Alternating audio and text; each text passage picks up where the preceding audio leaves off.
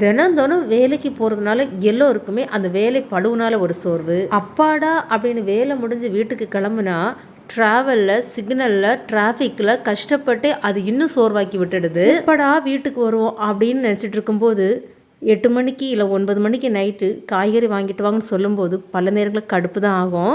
அதே நேரம் நம்ம தோட்டத்தில் போய் காய்கறி பறிக்கணும்னா யாரையும் சொல்ல வேண்டாம் இல்லையா? எந்த நேரத்தில் வேணாலும் போய் பறிக்கலாம். அதுவும் அந்த தோட்டம் நம்ம வீட்டோட மாடியில் இருந்தால் ரொம்ப ரொம்ப சந்தோஷம். எந்த நேரம் வேணாலும் போய் பறிச்சுக்கலாம். இன்னைக்கு நைட்டு 8 மணிக்கு மாடிக்கு போய் பறிச்ச காய்கறிகள் தான் இது. சூப்பராக நல்ல பெரிய சைஸ்லேயே ஒரு டிராகன் ஃப்ரூட், நிறைய வெண்டைக்காய்கள், ஒரு பீர்க்கங்காய், கொஞ்சம் காராமணி, செம்பருத்தி பூக்களை இப்படி காய வச்சு எடுத்துக்கிட்டோம்னா தலைக்கு தேய்க்கிற எண்ணெய் காய்ச்சும் போது பயன்படுத்திக்கலாம்.